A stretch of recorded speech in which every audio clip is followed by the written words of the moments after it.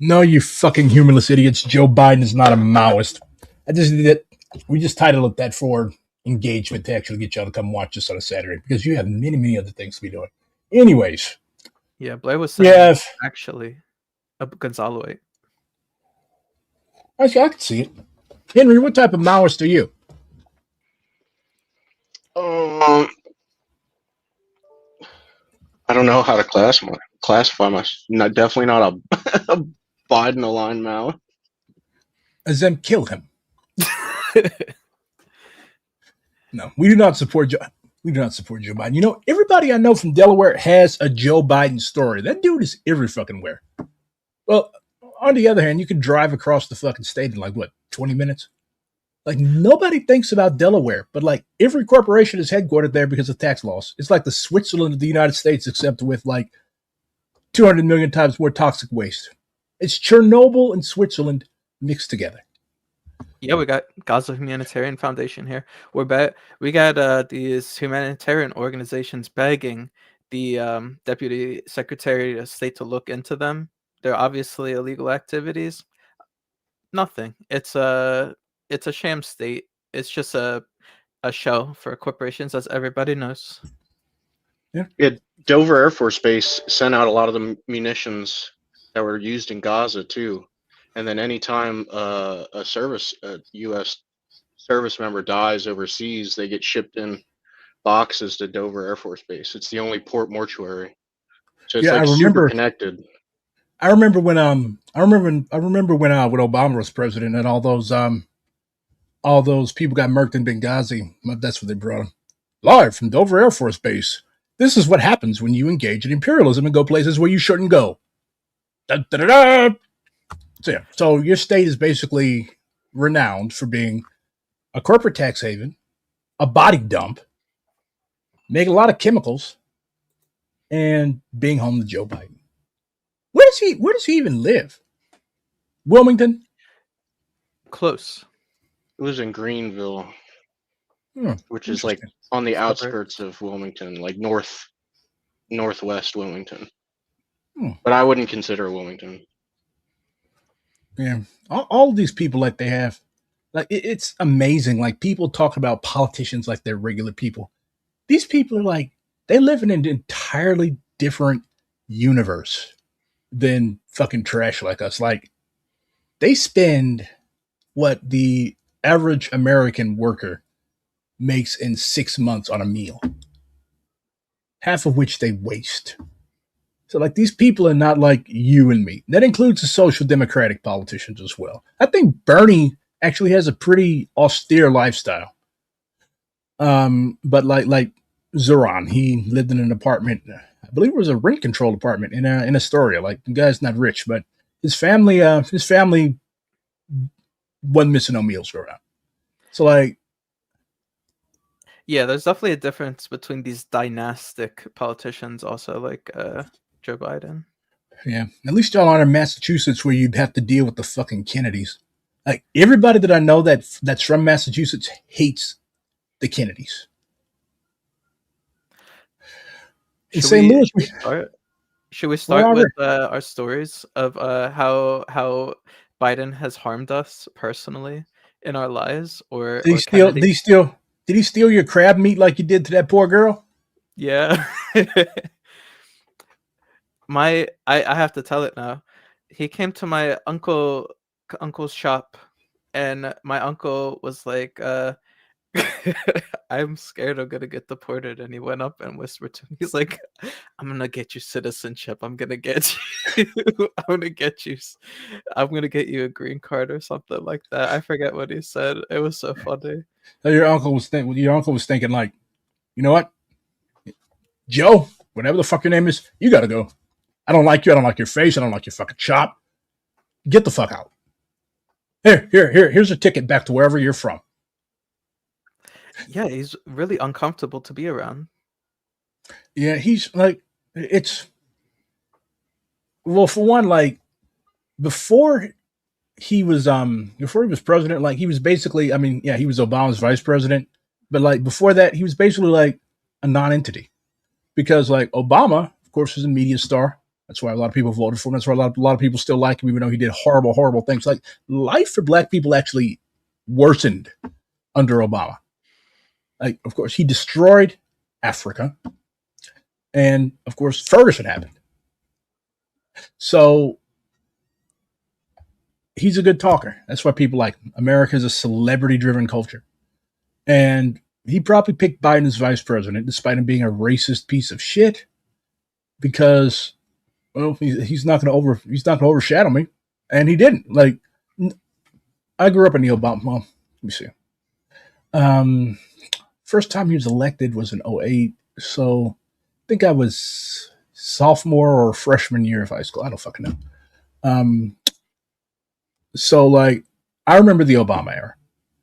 Probably my most distinct memory, other than Ferguson, was that as soon as they announced on MSNBC that he was elected, everybody, like I lived in North St. Louis at the time, everybody had a gun, came out on the fucking streets. Like, I will never forget those gunshots. It was like a new world was beginning. And then, what do you have? Oh, you people in Ferguson need to behave yourselves. So, like, I guess that's why people are roasting me for the Zaron shit. It was like, bruh, you want to throw Obama? Like, you remember that hope change bullshit, and you bought it again at your big age. So I'll take my whooping. I mean, populism is always going to work as long as we're at a certain level of social consciousness. So like, yeah. it's really up to us to change that. But until then, people are going to flock to people like Zoran, people like Obama, whoever tells them they're going to give them what they want. Yeah, definitely. Because like, I keep saying this about Americans, like, we are an incredibly cynical people. Like, we know politicians lie. Everybody across the political spectrum knows that politicians are full of shit. Like, don't believe what these people tell you. Yet when a Zoran or an Obama or a JFK or a fucking Trump comes along, people buy it hook, line, and sinker. Like, they're literally cults around these people. Like, there are people who will literally do you bodily harm if you say anything bad about Donald Trump. So, I think America. that's a good point to start talking about the Delaware way. Do people outside of Delaware, have they ever heard? Do you guys have do people outside in other states have like a term like that? Like I don't know, Pennsylvania way? That's not a thing, right? It's only Delaware has the Delaware way. Hey, Blair. Hello. Blair? Hi. How are you guys doing? Oh, I've never heard. I know that like Missouri, my state is considered like a bellwether state. Like, as Missouri goes, so does the nation on election night. Just weird. I don't think we voted for Obama either time. Like, okay, so Missouri is like this. You've got STL on the right side of the state. You look at Missouri as a little hump. That's where STL is. You've got Columbia in the middle of the state. So you can always tell where the college is in like a Great Plains or a Missouri or a southern state. Okay, you have a little blue dot in a sea of red. That's either a college town. All those professors and students vote. Most professors and students are pretty liberal. They're not communists, to put the lie to the Trumpite assertion. Or that is a city with a shitload of black people. Like, if you look at a map of Georgia on election night, you know where Atlanta is. You know where Athens is. You look at Louisiana, okay, you know where New Orleans is. It's pretty simple. But yeah, I've never, like, we don't really have a Missouri way or anything. Yeah, what's the Delaware way? You want to take a stab at it, Henry?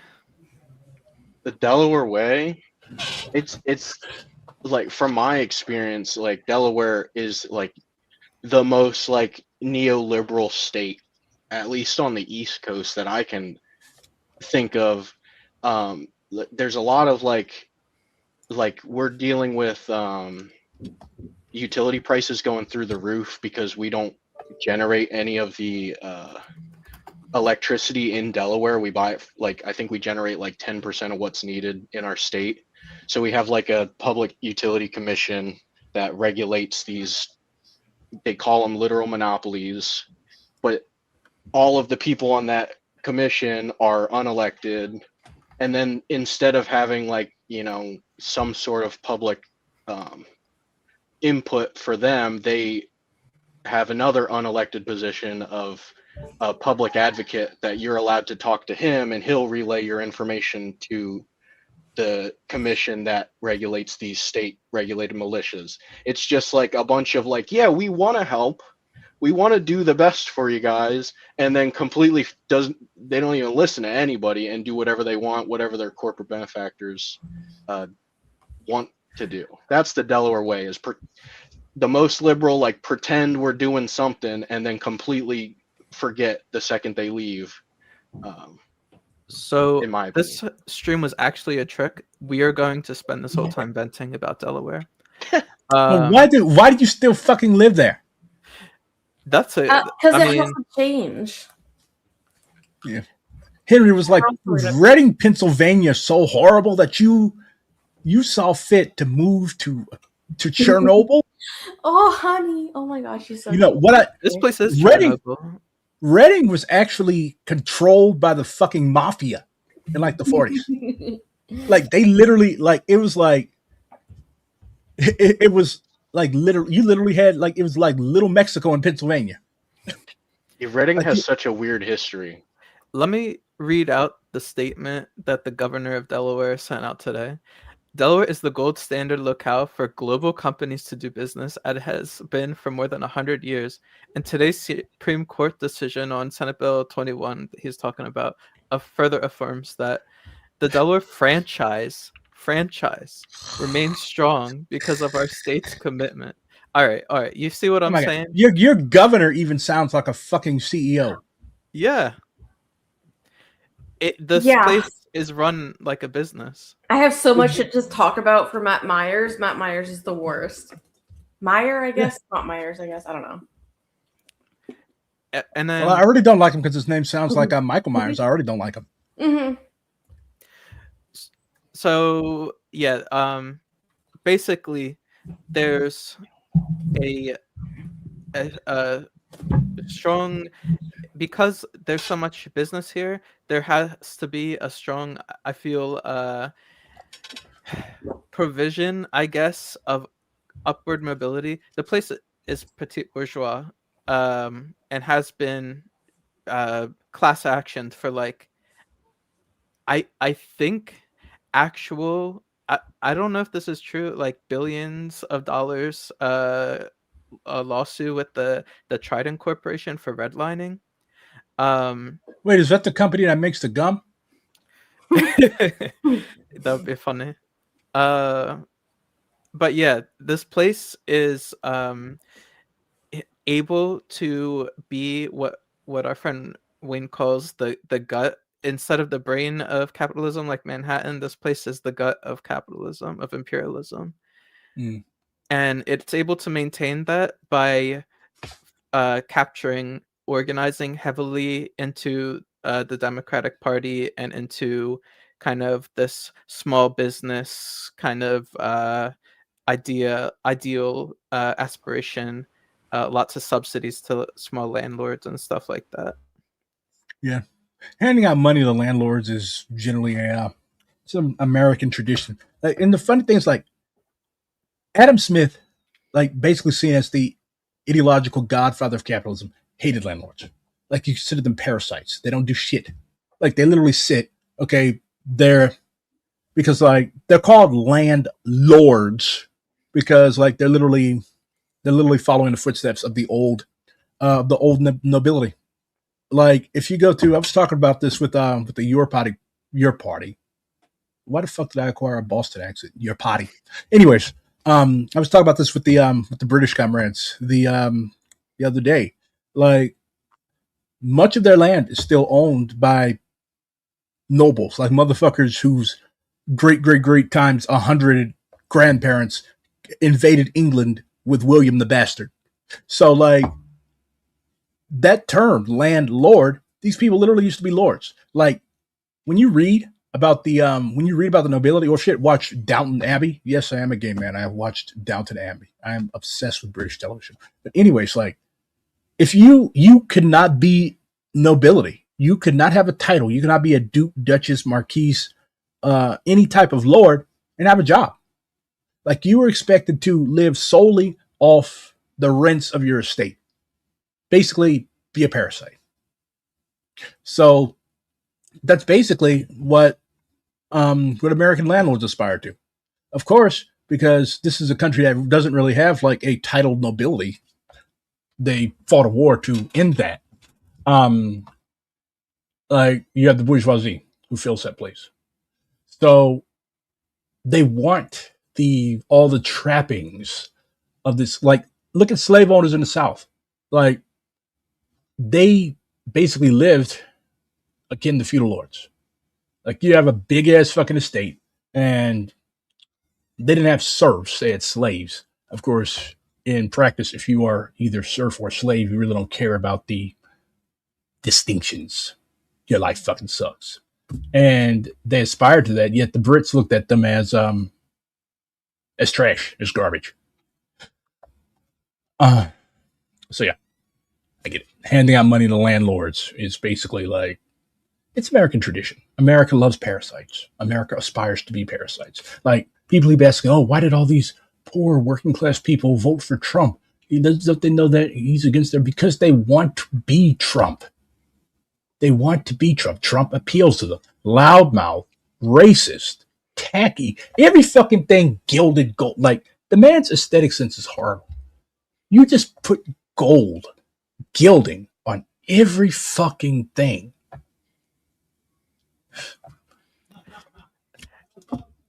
Yeah, I'm wondering what the most like gaudy thing I've seen in Delaware. You know, actually, I was just in a chat. Somebody was like, "Dang, this guy keeps driving around Delaware with a marble gloss Tesla. I hate that guy." And then he thought he was behind him. He's like, "No, Marble glossed Tesla. yeah." He's like, "This is a different guy with white paper on the Tesla that just got scratched up." I saw a lady that had a Tesla, and there was a bumper sticker on the back that said, "I bought this before Elon bought Twitter." I bought this before Elon crashed out. Of course, That's the guy is always that's very Delaware way.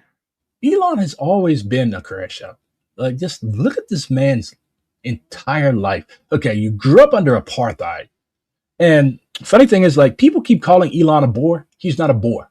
Like, there's two types of white people in in South Africa. You have the English, and you have the Boers, the Dutch. Okay, so he doesn't identify, like, he was forced to learn Afrikaans in school, but like his family speaks English, so he's not a Boer.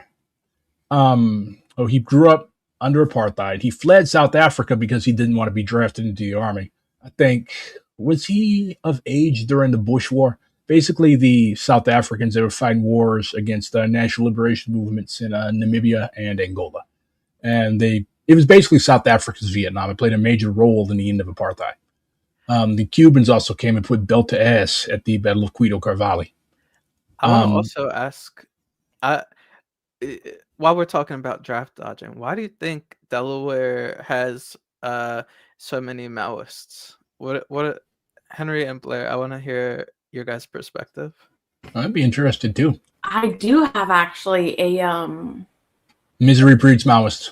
I have not been able to find them since I came back to Delaware, but I used to live obviously like around DC area where I first became a Maoist, honestly. But whenever I came back, I found an organization, or I guess just more or less it was like 5 people that were doing some, I guess it was more of just a reading group, and they knew that, but I feel like they were Maoists. We did a social investigation to do like a Juneteenth party thing in the local park so that we could talk to more and like be engaged with more of the, people around that area. Actually, you know what? I think it was before I moved to DC. Before I moved to DC, that's why I actually left that group.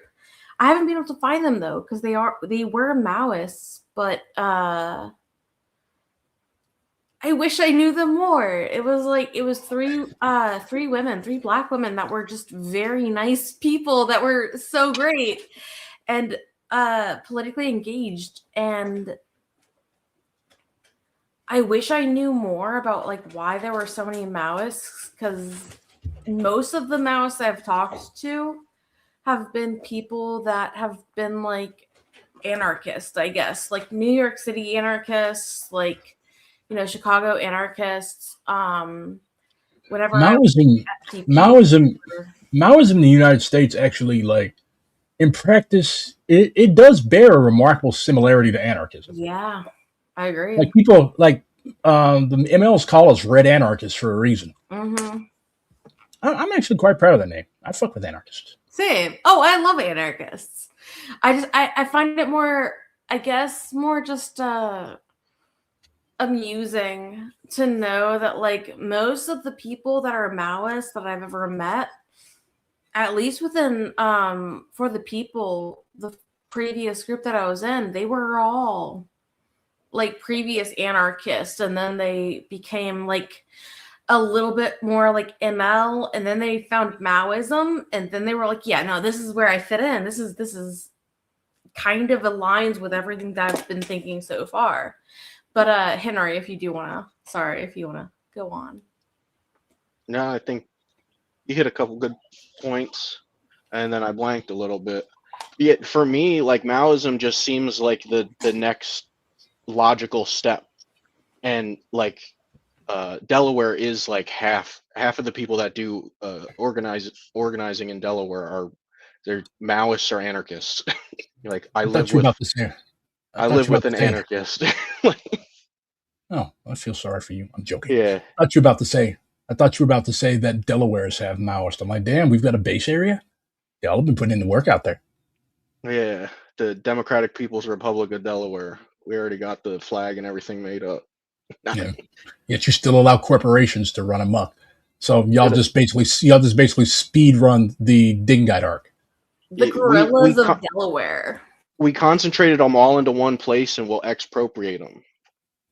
We will take the deeds, the ownership of all 200,000 corporations on Orange Street in Wilmington. Just don't kill them. When you kill people as a communist, you make people mad, and that's all that people can ever talk about. Like I was talking about Stalin earlier. Like it's amazing how people love calling Maoists Stalinists. Like we are like our practices generally. Well, I think some Maoists do like want to be Stalin so bad, but like our practice is remarkably different because Mao and Chinese Party, like they saw, okay, like Chinese students studied in China. Of course, Chinese students studied in the Soviet Union, and China like had a lot of people that went up there during the revolution, and like people would report back and they'd be like, "Bro, they're killing everybody up here. Like they took my professor out, and actually, I haven't seen my professor no more." And Mao was like, "Well, that's really no way to do business." Like when you study the history of the PRC during the Maoist period, there's very, very little executions and all types of other unpleasantries because like they had learned from that shit. They'd put you, they'd send you to the countryside and make you grow fucking sorghum.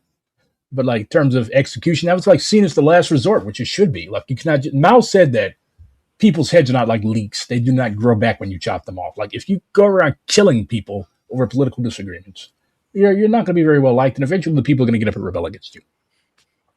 I think that's a big part of what is going on in Delaware. You know, Wilmington has the reputation it has.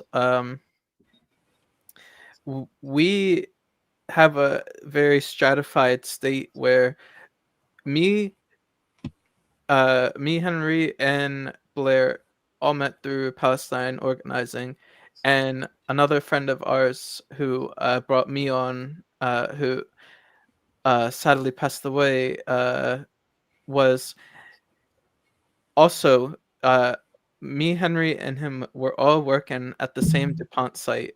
We weren't all working for DuPont, but everybody DuPont as in DuPont Chemical? Yeah. DuPont As in Chemicals, the inventors of Agent Orange? as in Bob Marley's previous employment. Yeah. Mm-hmm. As in y'all gonna all have cancer. And Oh, yeah. everybody in Delaware gets freaking cancer, and then their contracts get cut, and they just die. It's insane, and everybody knows it. Like everybody understands what's happening to us. It's Yeah, like- genuinely terrifying. The neighborhood I live in, we get EPA notices that like there's so much PFAS in our water that we can't, like, there's no drink orders for my tap water. Like How often is this? Mine's been this way since I've lived here for a couple years. Like my tap water, I cannot drink, and it has been that way since I've lived in this neighborhood.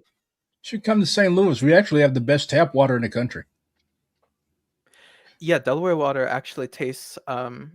People will come here and comment on the water here, how bad it tastes. Yeah, because it's fucking chemicals. Yeah, you got to chew it a little bit. It reminds me of back in the day. What that city in I don't know if it was Cincy. Cincy has the river. Cleveland has the lake. I remember where they are because people call Cleveland the mistake on the lake. So Cincy has the river. They're on the Ohio River, right? That motherfucker used to burn every year because of all the chemicals. Like back in the 70s and the 60s, the motherfucker would be on fire because of all the chemicals. This was before the EPA, which still ain't worth the shit. And like, people don't understand like how fucking atrocious living as a working class person in this country used to be. Like, we're insulated. Like, our elders, like boomers, especially black boomers and older, consider us fucking spoiled. Like, I talked to my grandma, she's like, bro, we didn't have no fucking grocery store. I grew up on a plantation in the South in the 40s and 50s. Like, we didn't have no grocery store. They did have like, okay, you know about the company towns, how they would have like stores where you could use script and stuff like that. Okay, so a lot of plantation owners, they had what they would call stores. They stocked basic shit, needle, thread, nails, etc. Okay, you went to that place and you got in debt because most sharecroppers do not have and deal in large amounts of cash. So you go in the store and the plantation owner would have a book.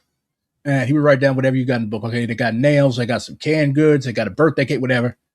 And at the end of the year, this was called settlement time. Like the tenet of sharecropping is, okay, you come live on my place, grow cotton. You keep half, I get half to sell. Oh, I'm selling your cotton too. Okay, now I get another third. So it's just nickeling and diming. Oh, you went to my store, I got you nails. Or remember when your horse got sick? Well, the plantation owner owned the horse. There were very few sharecroppers that owned horses. Oh, your kid got shit. I had to call the fucking doctor for you. I paid the doctor. I'm taking that out of your settlement too. So basically just nickel and dime till you didn't have shit. Matter of fact, put them in debt. Put them in debt so that I can keep working the dog shit out of you till you die. So, and now, like, you go to the fucking store, like, working class people didn't eat no fucking steak. That was for rich people. Couldn't afford it. Unless you were in the country. My grandma and them killed beef cattle once a year. They rarely ate meat. And, like, our standard of living, even for the working class, is incredibly higher. Back in the day, like, if you was poor, you knew you was poor. Like, even working class people, they can afford a decent wardrobe, thrift shorts, all that shit. Back in the day, you wore rags. Like, people contrast American poverty with like poverty in the third world. You go to Brazil, India, Peru, like, dude's got one t-shirt. He's had that same t-shirt for 10 years. He ain't got another one. He can't afford it. So this is all like imperialism. Like, why are working class people in the United States able to buy these clothes? Everybody has a car. Because of imperialism. It offers us like what Du Bois would call a mud sill. So even though your life may be shitty, your life isn't as shitty as a worker in Palestine or Peru or Brazil. This is like basic economic fact. It's not like, oh, the third world must overcome the first. No, it's just it's basic economics. Even an honest bourgeois economist will admit, yeah, we're able to live like we do because we're fucking these people over here. Will they rise up and overthrow us? I don't know. This is something actually. So mentioning, the fact that learning about other world's countries and their existence, basically, I think that is one of the issues whenever we are in Delaware. Most people are probably liberal, but liberal in the way that I don't think that they actually think about, they might care about, other countries, but they might not consider the fact that they do have to actually do things that are hard. They have to boycott things that are hard, which is kind of like the baseline of hardness that I could think of for most people. But they also have to think about other things that might be hard, like any kind of actual revolution or going to jail, right? Or going to, doing something that's actually hard is something that I've noticed within Delaware is kind of not, I'm sure other states too, but something that's not really thought about, not really considered, that people kind of have to do if you are wanting to be an activist or a revolutionary or making a difference. I don't think that people think about the fact that there are sacrifices and that you have to make that people think are very normal things of people that live a life. But no, you might not have a car, you might lose your job, you might not have a place to live, which all I understand is very important to have. But at the same time, it is, losing any of those things is nothing compared to the places where we are making such a horrific life. So I'm not sure if I explained that completely well, but it's something I've noticed is people being resistant to doing something that's hard in Delaware.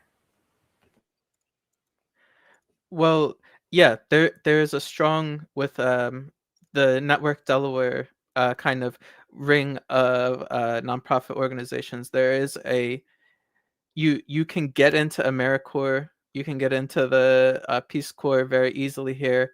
A lot of Black families come from, are moving places from Dover, where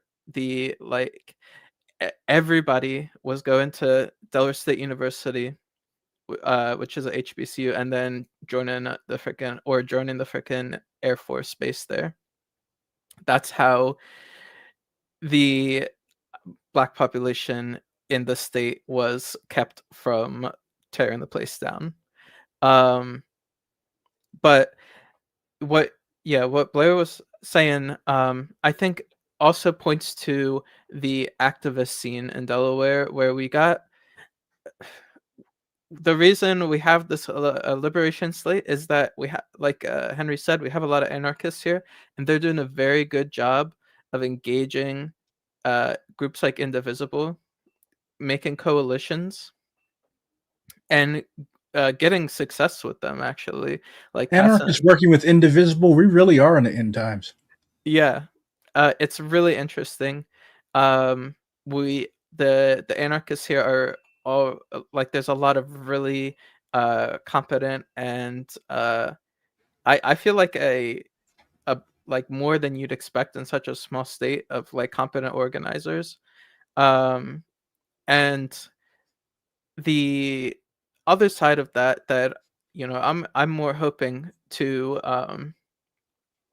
bridge the gap on, there's high schoolers all right now, all going out and protesting, right? We've seen videos of them getting thrown.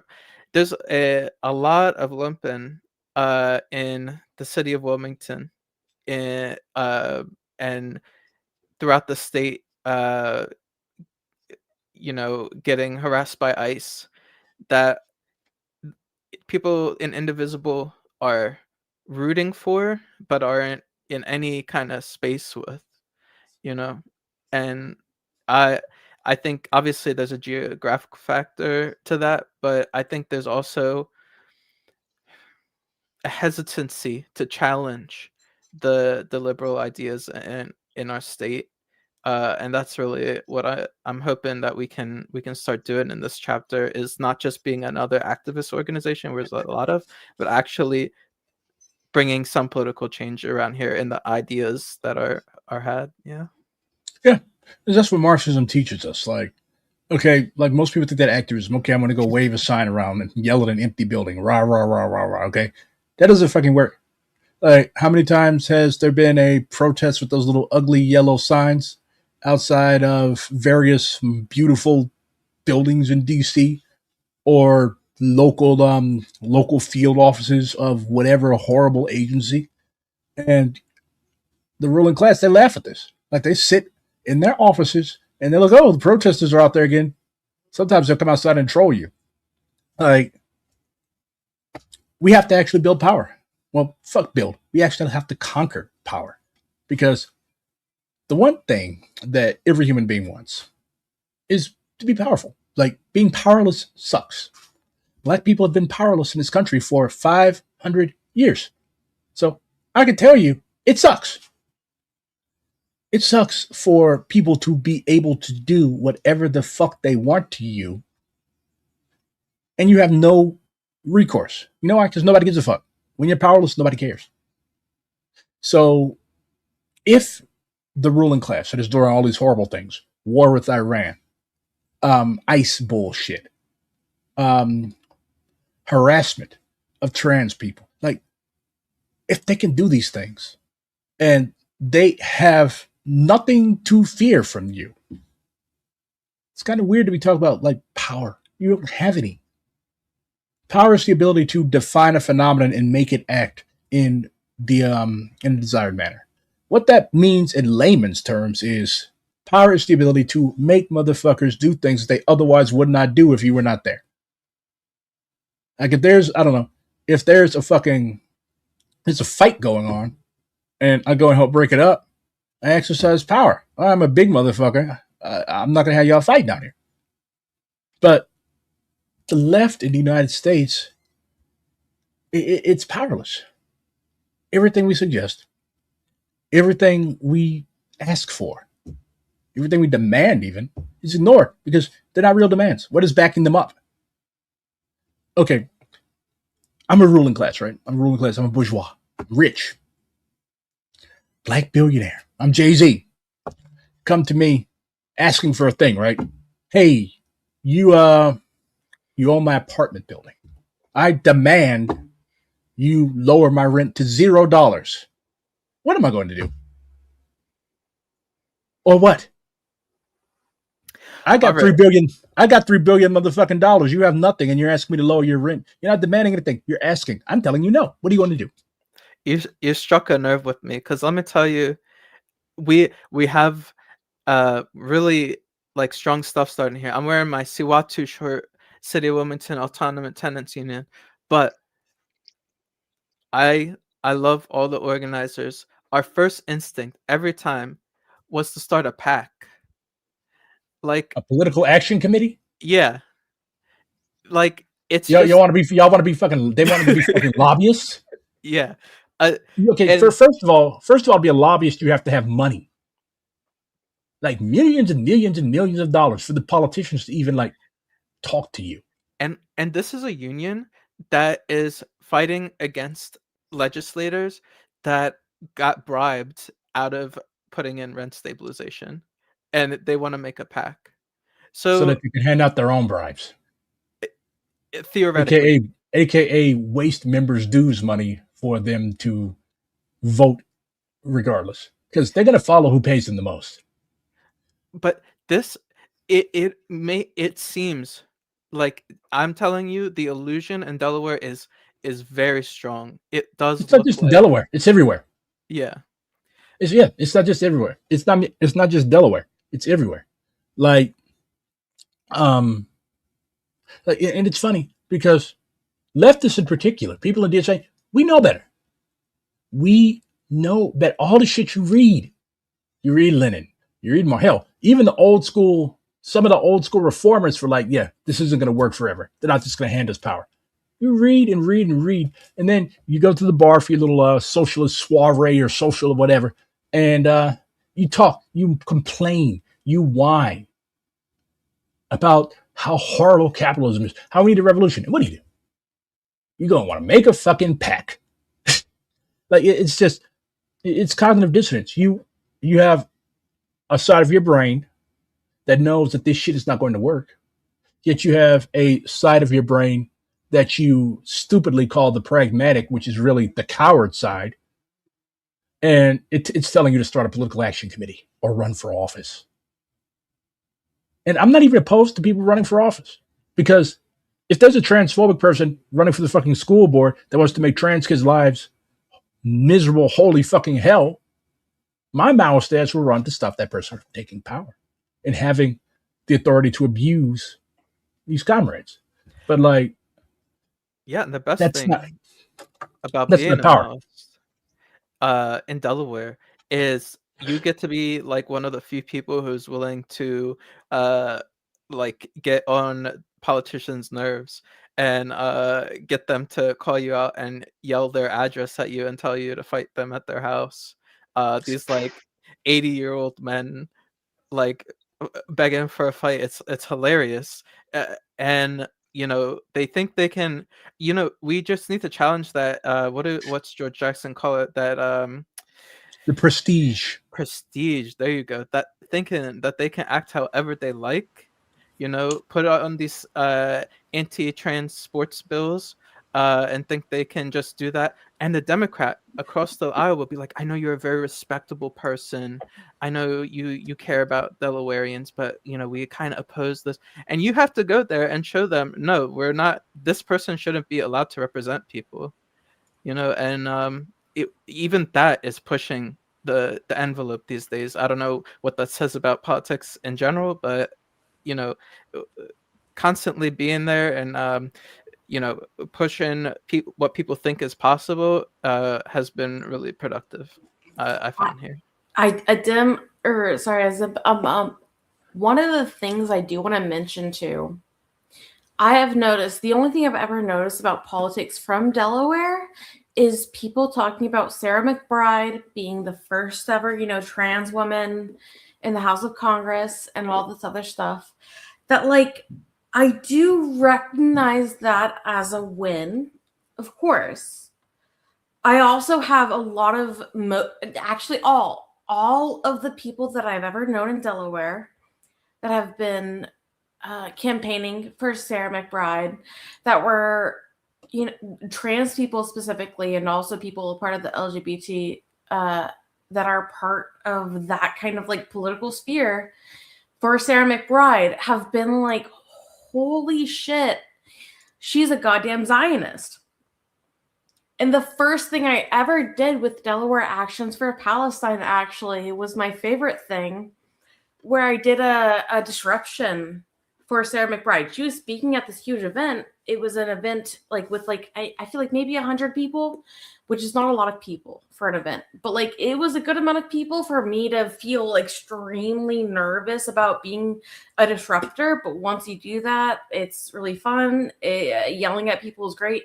But anyways, she is a Zionist. She's also has no backbone whenever it comes to trans rights or anything that will do with trans people. She does not want to actually, you know, do anything that would make trans representation matter. That's one of the things about Delaware. That's like, you know, they are going to, you know, elect someone that's trans, a trans woman, and that is amazing. But then that trans woman is no better than Chris Coons, honestly. I hate that man. Why has he not changed his name? I hate. Why would you walk around? Why would you walk around having that as your last name? Bad. So we have to make chants with his name. Okay, white people, you cannot say this one.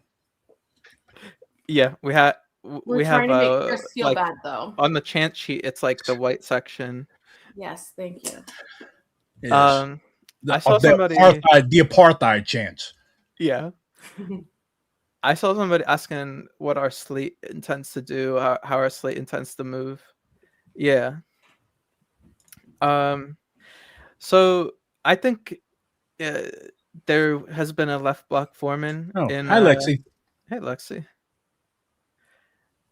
Yeah, so a left block formed in Delaware, thanks to Sir Joe Joel. Biden. Thanks to Joe Biden, honestly. Uh, Genocide Joe, the principled Maoist, and so we've been seeing a whole bunch of coalition. Here's my my thinking, and I'd love to hear everybody else's thought. We've seen a whole bunch of coalitions forming between DSA and different issue campaigns. We had a lot of success with D Stopavello, and what we've been seeing is the usual problem where we're able to engage, certain class, the white, whatever they call it, professional managerials, but we have no contact. We have like 10 black members in DSA in Delaware. But at the same time, we have a community movement builders here. Malcolm X grassroots movement is moving here. We have people both for fighting ICE, for fighting police repression, and healing the violence in their communities, are starting up self-defense classes.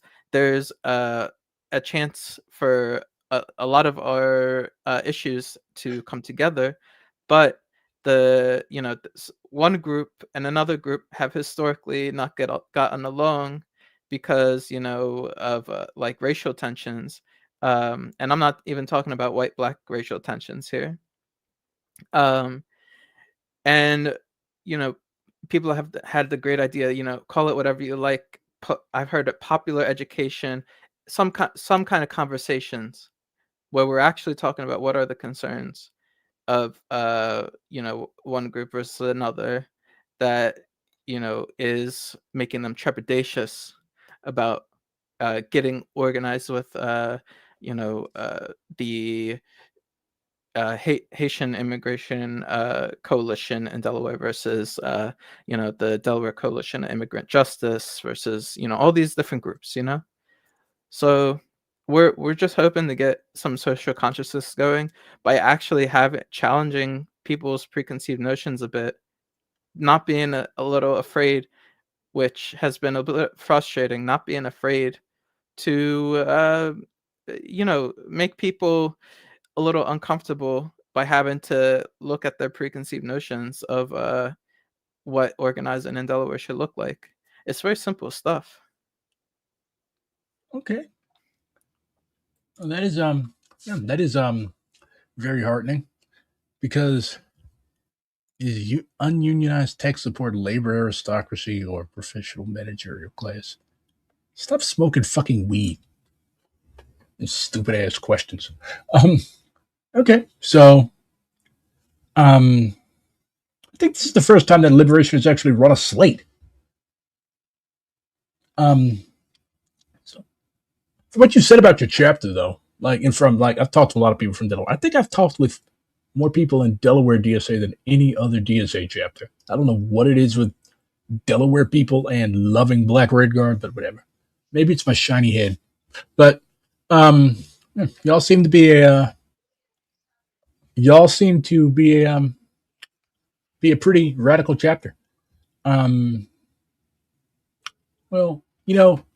can we really talk about like a radical chapter though? Like, I guess, like, there's definitely chapters that are more left than others, but every chapter has rights. Like, Mao taught that, like, even the CCP during his lifetime, during his struggles, like, had a left and a right. As long as politics is a thing, left and right is going to be a thing. So, with that being said, your chapter, let me rephrase that, is more left than others. So I think y'all are going to win. Do DSA? Nice head. You lust for my head. My God. Yeah, Henry is here.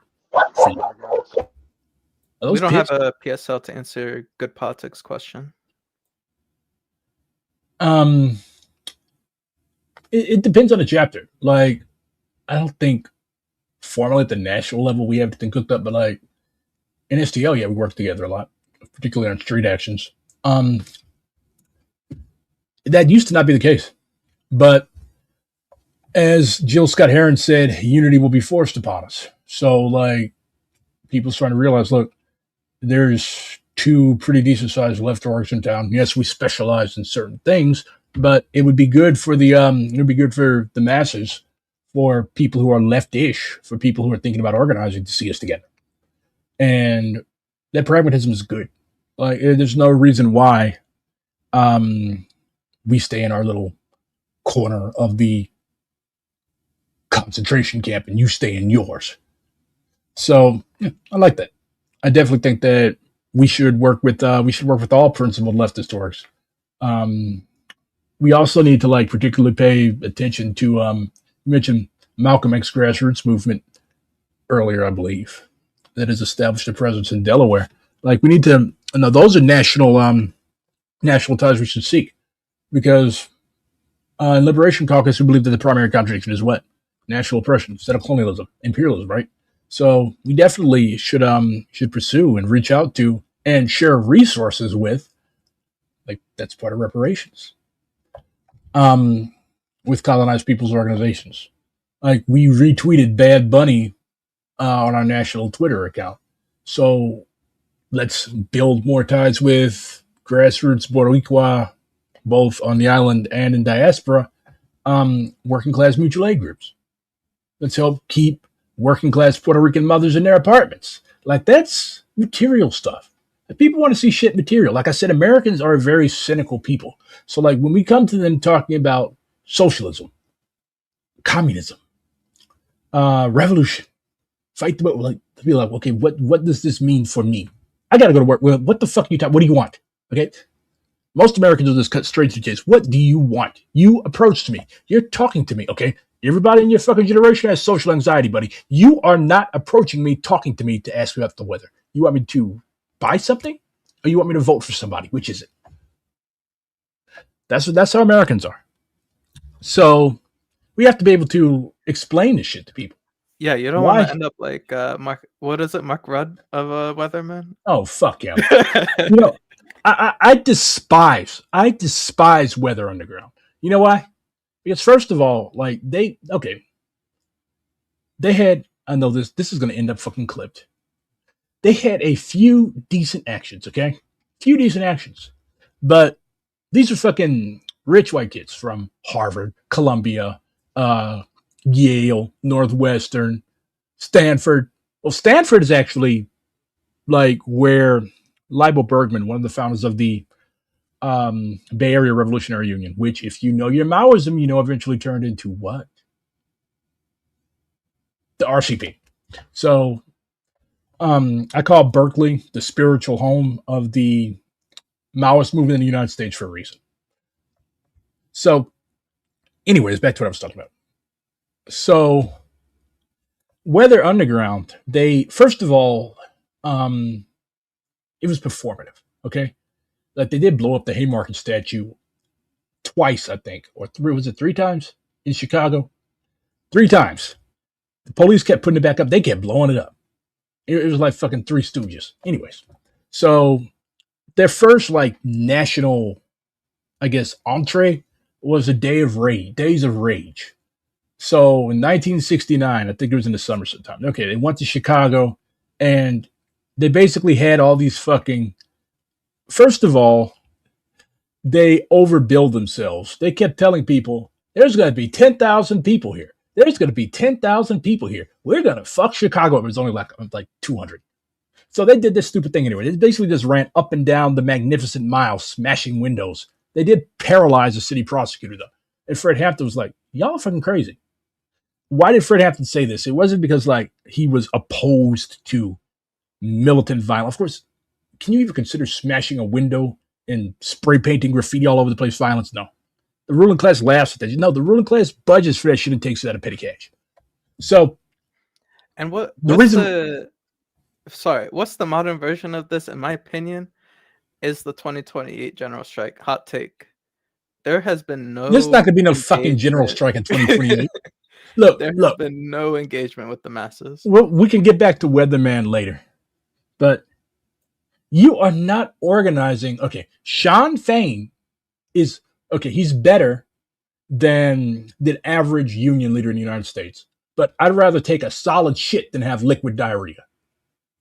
So Sean Fain is not everybody's boss.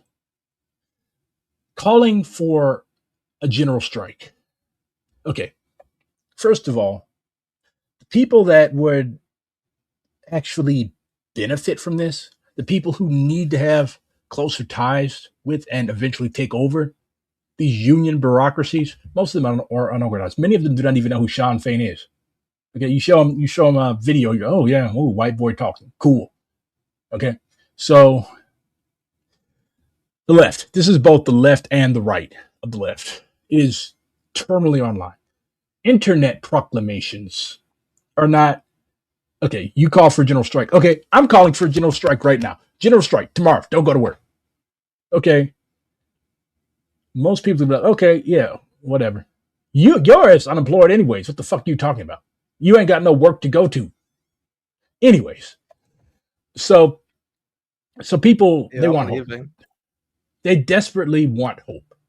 Like they want to believe, one, that shit's going to get better, and two, that it's going to get better without sacrifice.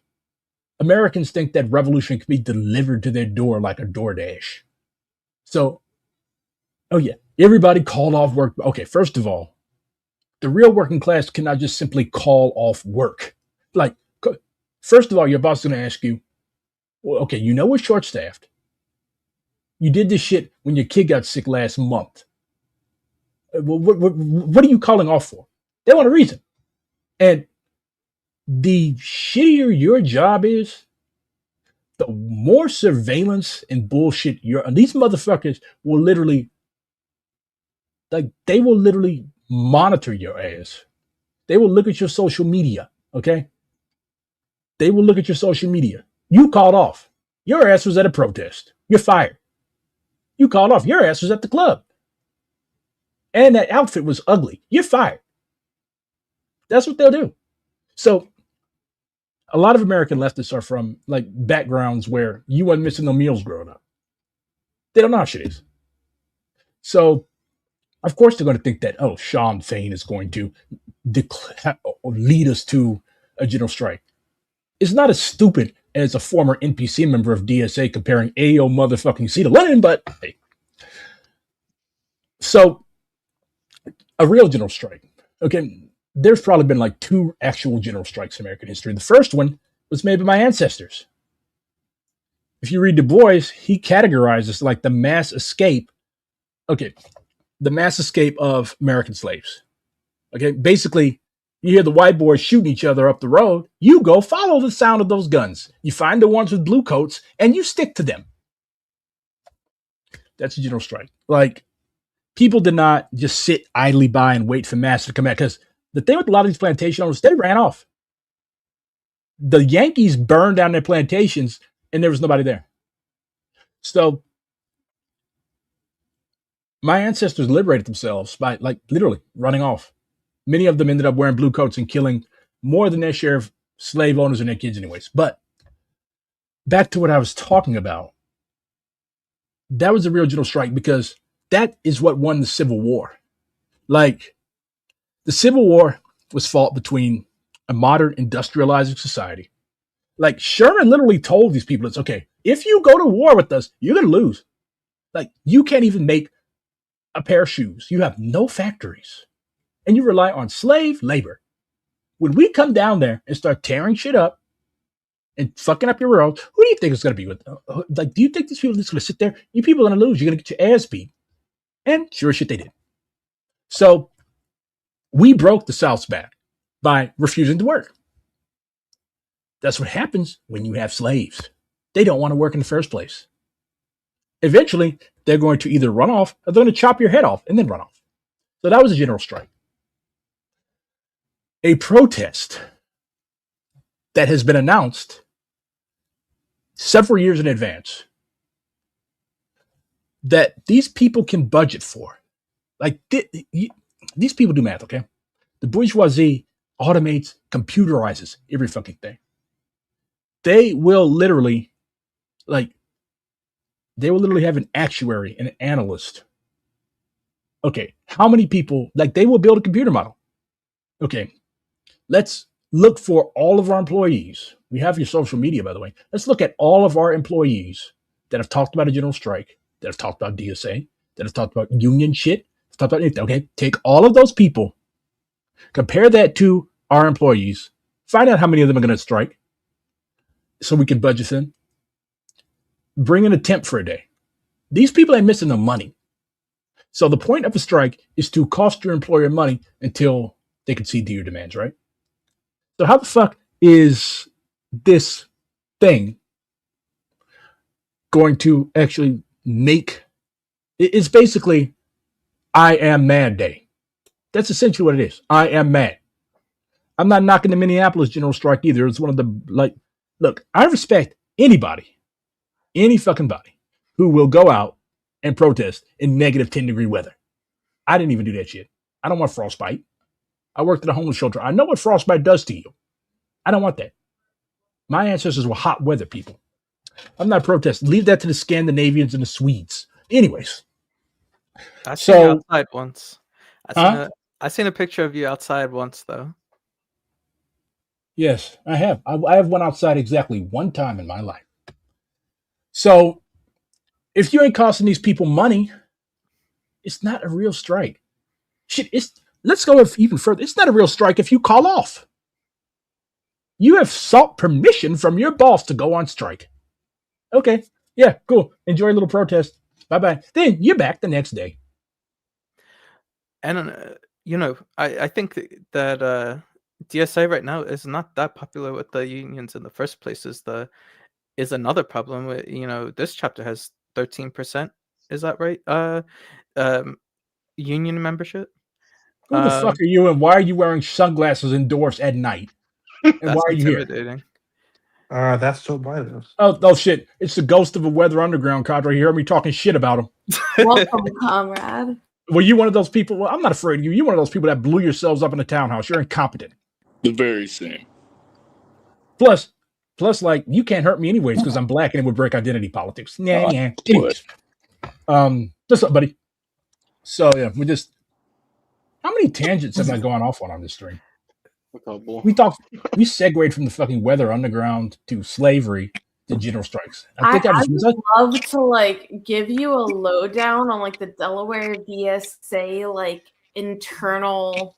Yes, fuckery. please. Why would you do that? Are you trying to lose your election? No, do it, Blair. They're Put it all out on the open. No, if there's DSA people that entertain the people. The DSA Delaware, anyone that would be watching right now, I'm pretty sure are going to be people that would vote for us anyways. But also, I think, regardless of that, actually, I would criticize them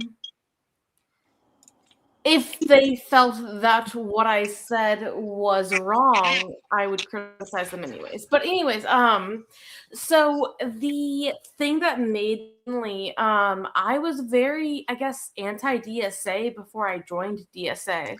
All of us were. You were in the same organization I was. We hated fucking DSA. Yeah, no, Nate, right? Yeah, I know Nate.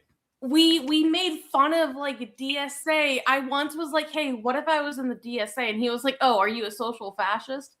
And that kind of joke. I fucking hate that term. It was because jokes, obviously. I hate the term social fascist because even though social fascists do exist, it's just like the left has these buzzwords. Oh, Trotsky, social fascist, revisionist, rightist. But what got you in? Who got you in? So what made me join the DSA actually was the fact FTP collapsing. So I was a part of the Delaware Actions for Palestine. I had to join in that. I was very involved in that. And then within that group, people that were in DSA already were telling me about the drama that the Delaware DSA almost failed to pass the anti-Zionism vote.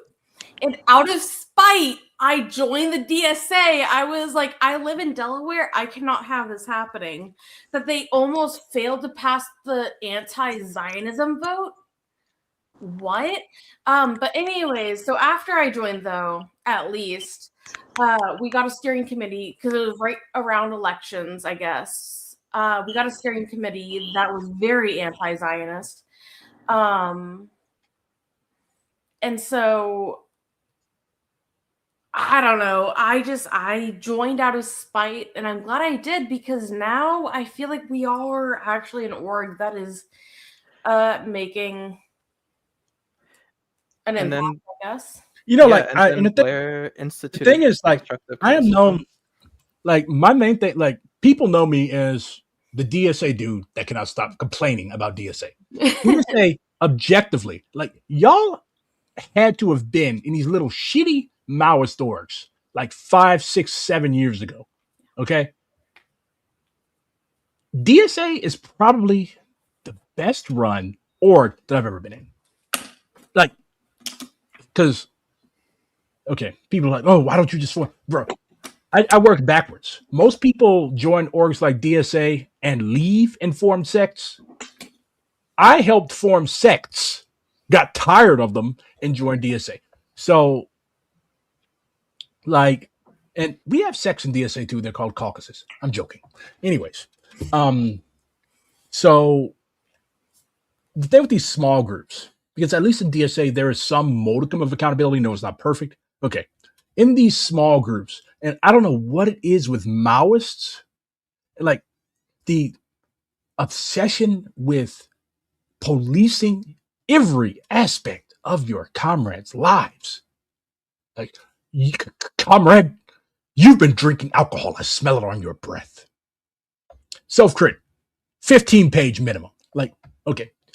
So the only types of people that stay in these orgs are the desperate, people who simply must have friends, and the first friends they stumbled upon ended up being an insane Maoist cult, or the leadership, most of which have many, many undiagnosed personality disorders.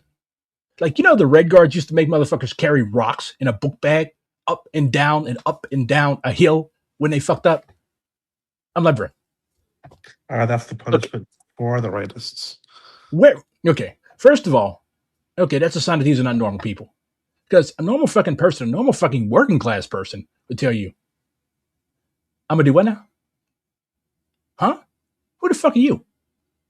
That's why most left sects do not have any actual working class members. No. Working at McDonald's, despite having a fucking tech degree, does not make you a proletarian. That's called slumming it. Then you leave McDonald's and you go get a real job. Anyways. And like, they actually made people do that too. Like, they actually had a line called proletarianize yourself. Like, okay, they're in Austin. So most of these kids they recruited were UTA kids, because if you go to a community college, people will fucking laugh at you, huh? Ooh, interesting. Yeah, I got to go to class. I got to go to work. Okay, so UTA were basically the only fucking students who had time and money to entertain the Peruvian deviation of Mauism. Okay, so these kids were getting degrees, like fucking master's degrees, MBA, shit like that. Okay, they made some people drop out of fucking school, and if you graduated, they would make you go work at Amazon, work at McDonald's. They tried to salt, but they were so incompetent, they got laughed off a fucking picket line. I mentioned this. They came and destroyed my work's community garden in the middle of the night in November and blamed it on me. So yeah, that's the type of drama that Maoists like. You know, and engage in. Maybe DSA drama is not that bad. It's not. We are united, actually.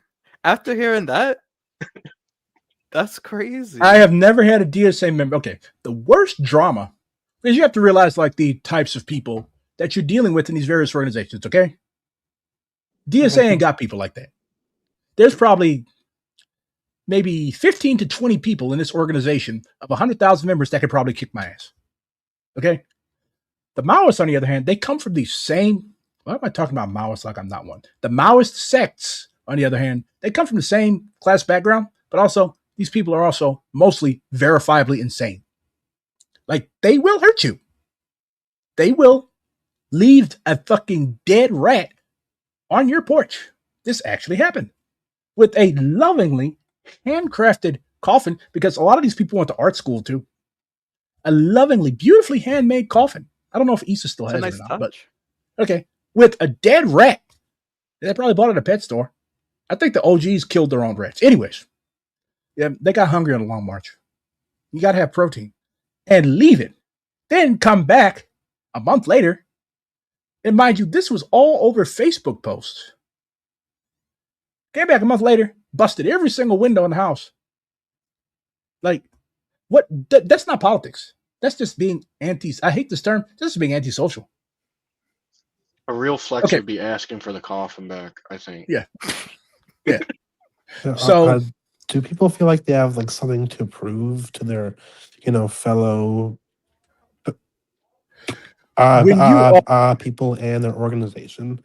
no, here's the thing. Okay. First of all, these organizations have toxic leadership. Okay. They have toxic leadership. They and they see their comrades not as comrades. Like, in organizations like this, when you say self-crit, it doesn't mean I self-crit. It means I told you to self-crit. I don't have to fucking self-crit. They'll literally tell you that. And then Gonzalo thought, basically the type of, I don't even want to call it shit Mauism, but they have a concept called jefatura. Jefatura in Spanish literally translates to boss, being the boss. Jefatura. Basically, and they have theoretically codified the thought of great leadership. So basically, the leader of the party, the leader of the organization, cannot do any wrong. It's like how Catholics view the Pope. Well, I don't think, most Catholics I've talked to do not view the Pope as infallible. Like, they'll literally say, "Oh yeah, Pope Frankie was wrong on that." I don't know what the fuck. Yeah, like, I like cult. Okay, I'm from St. Louis. St. Louis is one of the most Catholic cities in the country. So, like, I know a lot of Catholics, and like, I would rather. There's two types of Catholics. You have the people that were raised Catholic; they're really cool. Then you have the people that converted to Catholicism. They are insufferable. They are insufferable heathens. They only join because church. They only join because church pretty. Anyways, going back to what I was talking about. So, I was raised Catholic, but by the way. Oh, congratulations. I was not raised Catholic. I was raised in a denomination called CME, Christian Methodist Episcopal. I think they were split from the AMEs. They're black denominations. Anyways, I was Pentecostal, if anyone knows what that means. I was Pentecostal too. The worst. Another Delaware thing. Pentecostalism is the church of the white working class. It is awful. Everything about it is awful. It's not an accident that one of the best communist theoreticians that your class has produced was literally called Preacher Man Fesperman. Anyways. Yeah, I have a question for Blair, though. Oh, yeah. And anybody in our slate, what is our slate's next move for Queer Socialist Working Group? Because B's been doing such a good job. I don't know where can we expose all your plans for the rightists that are watching. Yeah, they're watching right now because they care a lot. They're watching, and that fucking sicko from whatever the City Journal, whatever. They're watching Netflix right now. I do sincerely believe that any rightist within the DSA, specifically within the DSA, would not watch this currently. They would not know that this is going on. They would not be sure enough to know that this is going on. Yes, they would. Because they're looking for that ran out of the chapter and forced their way back. People were still in this org, I would say that they would be watching, but they're not in the org anymore, so I don't think they are. They're looking for clips to use against us and their next NPC meeting. I only watch NPC meetings when I'm talked about. All right, so here's something interesting that I've been hearing that's going on in Delaware. Nemours is not giving people gender affirming care, right? Yeah. So these these nice kind of upper middle class people and are referring these to children to the pediatrician to get a prescription. And I think that kind of undermining the big corporations there is a place where we can really radicalize, get some kind of maybe people interested in dual power, because it has been really nice seeing how liberals will come out for queer kids in Delaware, at least. So that's one thing that we've all been thinking about, but how to get them to completely go out of the capitalist system eventually, that's another question. Why the fuck does Canary Mission keep writing books about DSA? They released another one on the 19th. Like, they've written. What is wrong with these people? Well, there's nothing wrong. It gets clicks, right? They're getting paid to do this shit. Yeah. Also, good night, everyone. I'm getting sleepy. So Good night, Yeah, we next got week. convention in Oh, the morning. yeah, you just come on the stream so we can put you to sleep. So yeah, these feel like these. Imagine being a fucking reporter and you suck so bad as a reporter that you beat is spying on DSA. I remember that situation as well. But does anyone have like clothes and stuff? Because I know we gotta get ready for tomorrow's convention and stuff like that. Yeah. What are y'all wearing to your coup? I mean, election. Bomb vest. A shirt that says "Proud member of the Murder Caucus." Mm-hmm. It sucks that they gave us that name because, like, oh my god, evil, scary commies. It's anti-communist McCarthyism. No, But people are. So they're saying that, like, so our main thing is social investigation, because I think that Delaware does not do enough social investigation.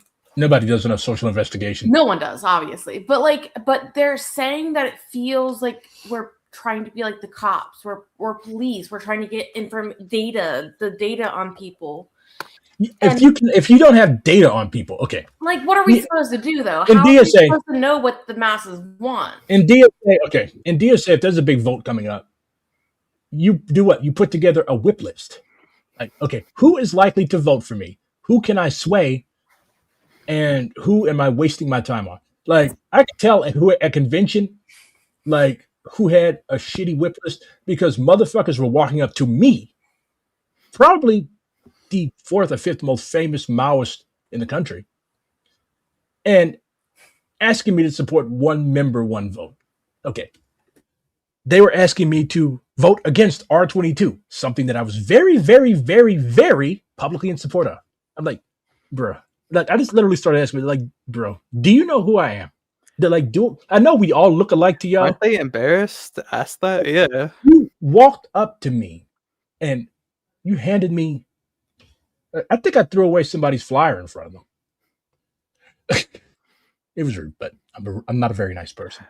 I wish at convention people were a little more willing to like talk about why they support positions too, but because their friends support them. Yeah, exactly. Because like, okay, it irks my soul that because democracy is a good thing. Okay, like nobody wants to live under authoritarianism or anything like that. But here's the thing: democracy only works when you fucking participate. So if you're in a democratic organization, right? If you have taken the time to be elected a delegate to convention, you're not just going up there to eat Italian beef. You have to research. Like, one of our convention chairs, they gave me a big ass book with all the resolutions in it, convention compendium. Okay, he printed this at his own expense. I think chapter funds reimbursed. Anyways, everybody got one. On the train, you were to read that. Like, I hate how easily it is to manipulate people. Because, okay, you go to convention, you're a delegate, you have the lanyard and everything. I think a lot of people just go up there to hang out with folks. Because you go, I think we should talk about the chapter version of that with the paper member issue. yeah, look, these people keep trying to force this one. They're doing it in Atlanta. Okay, we're supposed to settle this at convention. Now what they're trying to do is long marches at the local level because they're looking forward to 2027. They're trying to, because, okay, AOC may or may not be running for president. The thing with being a leftist in DSA is that you cannot be fucking lazy because these writers are not. Okay? They're thinking. You're whining, oh, no, AOC bad. Look at what she's, okay. Fuck all that, okay? All that matters is voting. Do you have the votes to stop AOC from getting a DSA nomination? If not, the writers are like, I'll give credit where credit is due. They know their shit. They know their shit. Many of them have been in this organization far longer than any of us have. So they know procedure. They know stuff like that. Meantime, you have leftists just joined, don't even know how fucking meetings work. Like they think that you can just get up at the mic and they're deeply offended when you say time. Yeah, this is a formally run meeting, bud. You've got 2 minutes. So there's very little investigation. Then you go to convention because my buddy went the other year. I want to go. Okay, you get there. You got a resolution. Okay, these people are using, again, these people are operators. They're using big words. Local convention too. Like, and it's so insidious. People are voting yes on shit just because they like the name. Oh, one member, one vote? Yeah, I support democracy. Then you wonder why. Shit, I don't like this. Okay, cool. You know why I passed? Because Tom recruited everybody in his fraternity. Hey man, do me a favor. Can you like fill this out? And I'm gonna text you a link, okay? And can you vote yes? Sure, bud. That's how one member, one vote works. All right. It goes. Let me interrupt here because this is the funniest thing that's ever happened in the DSA. Even funnier than well, no, I'm not going to talk about that. So even funnier than the fucking basement rave. Not funnier than the basement rave at convention. I almost died in that motherfucker. If but you looked good while doing it. That's what's important. Yeah, I would have been a well-dressed corpse. All right. So we changed the bylaws to have revisionist. Yes. We changed the bylaws to have revisionist policy of a activity requirement, which I do not believe. Yeah. Don't look into that. You don't support an activity requirement? I mean I was one of the people that put it in. As a result, I support it as well. Yeah, as a result, you just have to come to one meeting. As a result, a ton of paper members couldn't vote. I bet the writers were very happy about that. They called our slate clannish, as in Ku Klux Klanish, because we were infringing on their democracy. At convention, we had a fucking person from SMC get up and compare. I was okay. Everybody remembers this. I was literally sitting like not even 10 feet away from her. I started the booing. That was the highlight of my political life. And like they compared one member, one vote opponents to Jim Crow Southern officials. I'm like, bruh, no, I don't want my organization turned into a popularity contest. Like, and the thing is, like, if I seek further national leadership, thing is, I would clean the fuck up. Like, okay, I'm a pretty well-known social media personality. I'm the type of person that would benefit from one member, one vote. Like, I make a fucking stream. Hey, idiots. All you do is watch me all day.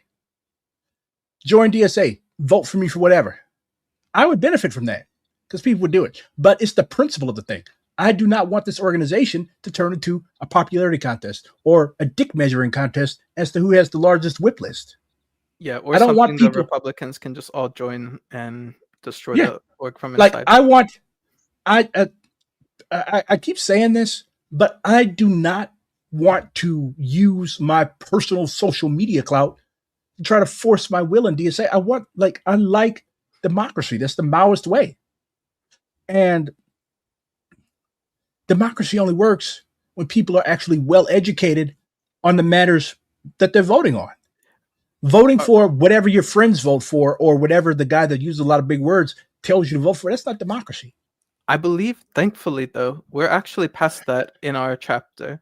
Where we're at now is we supported Springs of Revolution. We have we're all like, yeah, the left block is possible. And now we're at the point where we're dealing with our own, I don't want to say contradictions because it's a big word, but, we have our own differences of how we want to move forward. We have kind of competing priorities. You have contradictions. Yeah.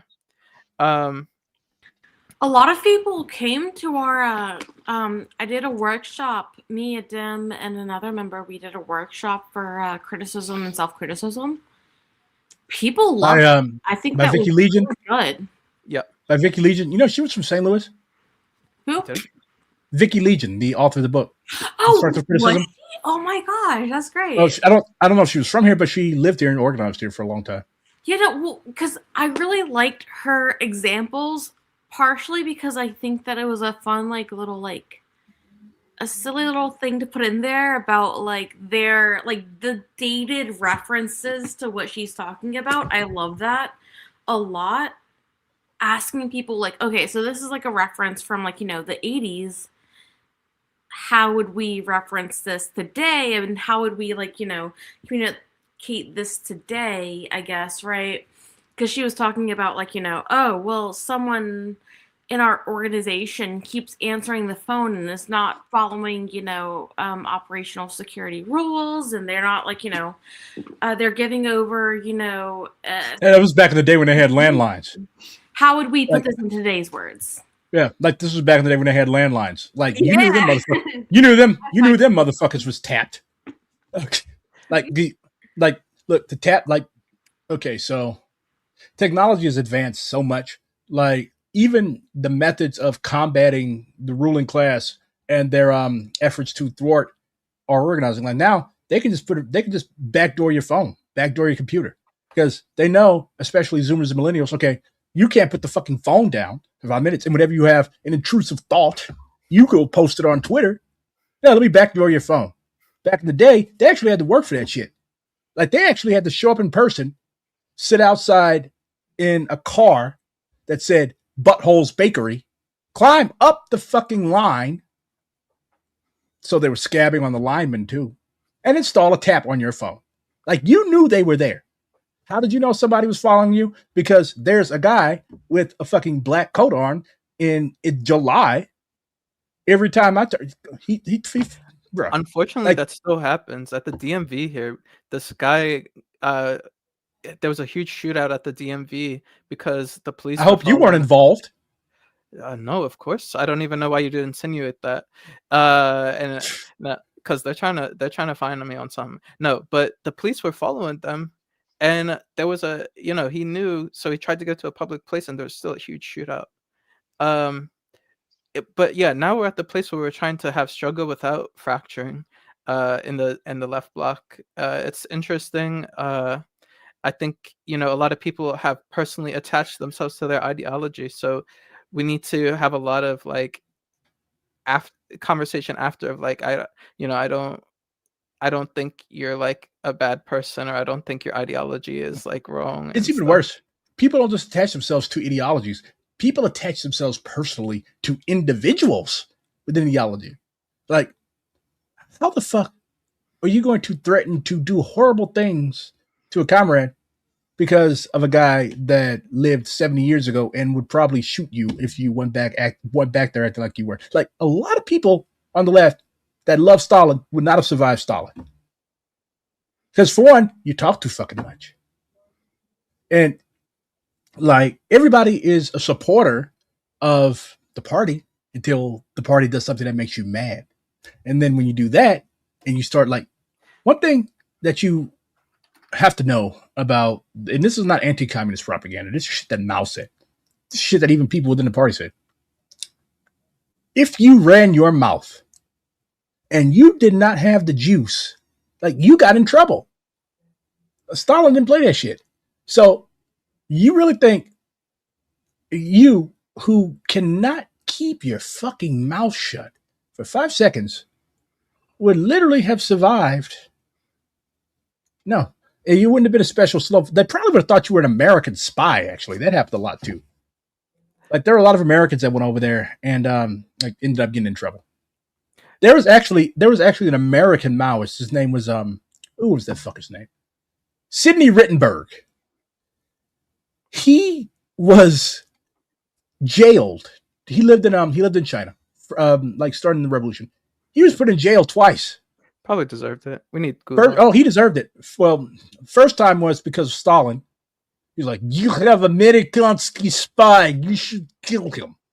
Okay, first time was stupid reason. Stalin's paranoia. This is not anti-communist propaganda. Stalin was extremely paranoid.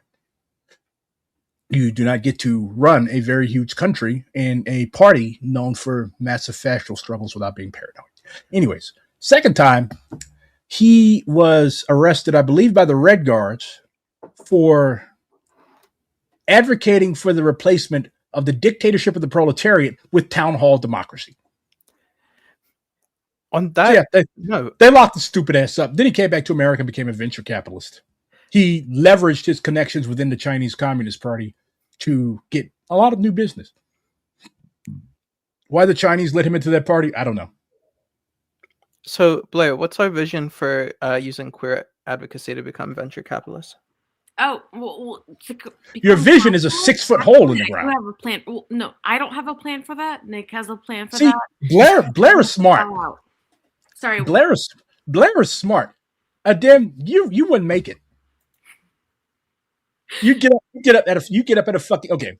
Stalin had a bad fucking night, and somebody stole his pipe, and he had to deal with fucking Winston Churchill. Adem, you are a representative of the Turkish oppressed minority in the Communist Party, and you get up in front of Stalin, who is already fucking pissed, and you're like, "Can we have the Ottoman Empire back?" Whenever I told my partner that we were about to be on the stream, he was like, "You're not a real Maoist. Name 3 of his albums. Name 3 albums by Mao." I hate sparrows. Fuck Kim Il Sung. Fuck Stalin. Good names. Yeah, no, I agree with that. I hate sparrows too. They're like I named Mao's books, but I hate all birds. Yeah, no, not birds. But I don't know. Pigeons are kind of cool. Oh, well, we domesticated them. Yeah, I think pigeons get the pass, but then I agree.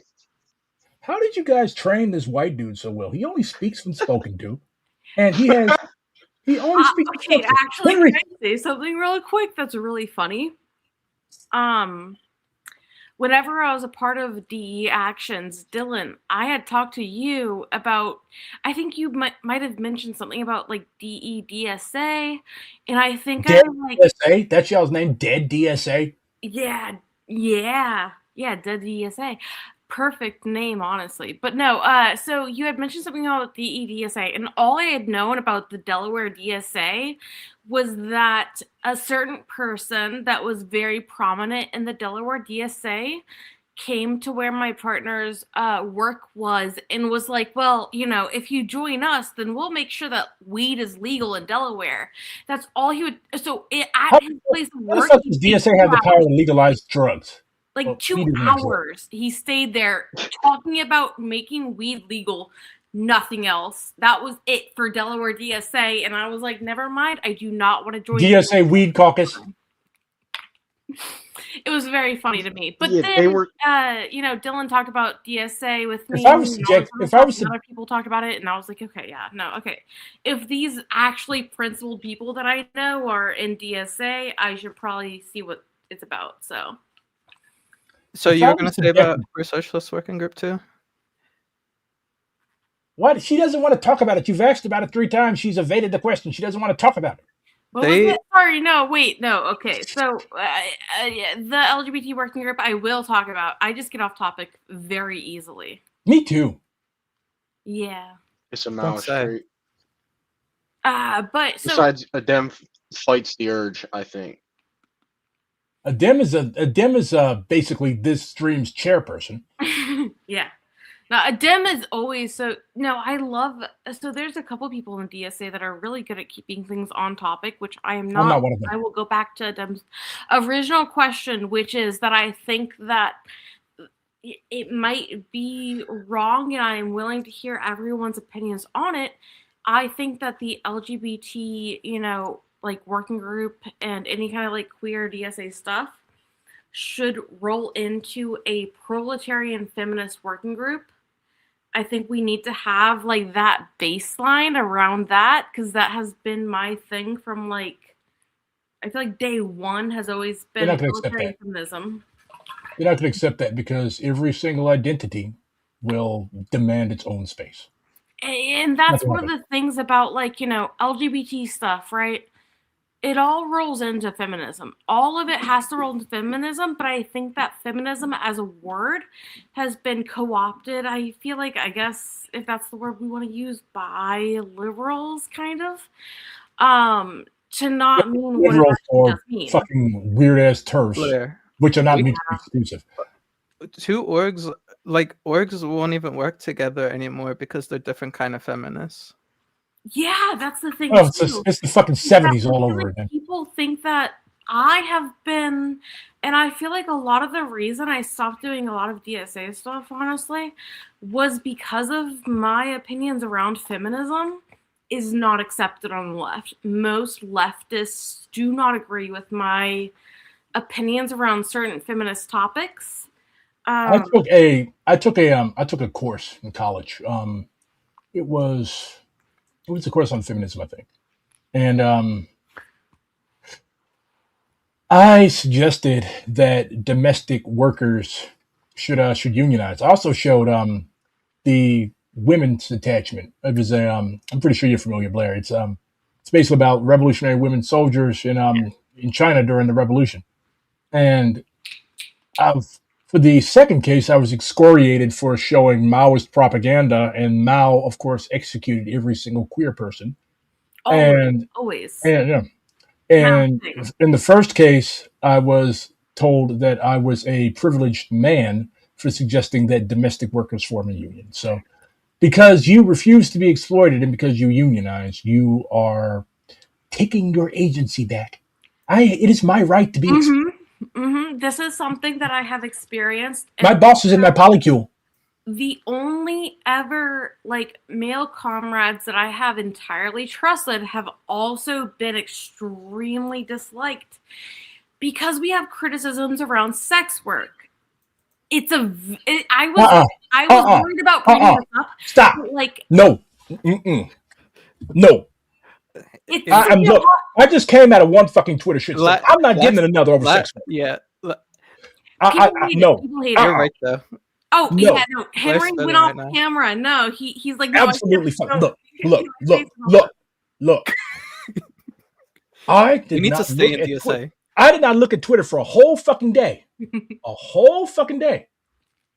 Because of the Okay? I will say one thing. As a sex worker, I am a sex worker. I have been a sex worker for a long time. People don't want to hear me. People are like, listen to sex workers. I say something, they're like, shut up. It is just funny, honestly. The issue, it fucking gets my nerve. Like, the left is weird about stupid shit. Yeah. Like, sex. Okay. My position on sex work is this, okay? Yeah. Under capitalism, it's going to happen. There is no abolition of sex work under capitalism. Secondly, people are so fucking moralist about this. Thirdly, the conditions of certain first world sex workers are not in any way, shape, or form equivalent to, like, talk to Filipino comrades. JMP about this Mothwad, I guess. You read his stuff about yeah. JMP. I thought you about that. Did I know JMP does sex work? I'm like, yeah. Too. But he differentiates first world sex workers from the rest of the sex workers of the world. And a lot of I know a lot of like Filipino comrades. If you talk to Gabriella about this, they're gonna be like, bro, I was fucking trafficked. Like, these are horrible fucking lies. So people, like, again, petty bourgeois background, they see shit as glamorous. Even in this country, Like, I am from St. Louis is actually one of the country's sex trafficking hotspots because you have all these interstates that run through here. You got 70, you got 40, you've got 270. Like, you got a lot of highways that come here. So, all you got to do, hop on the highway. In a few hours, you're in Memphis. Another few hours, you're in New Orleans. Yeah. So, pimps and those that engage in this disgusting practice, like, they rely on mobility. And I also worked at a homeless shelter. I knew sex workers. And, like, it's abuse. It's abuse. Okay, you make a shitload. You make 20 grand. You make willing to be like, oh well, all workers, working exploitation. It's all exploitation. But then whenever you start talking about, sex work is real work, well, real work under our system currently is exploitation.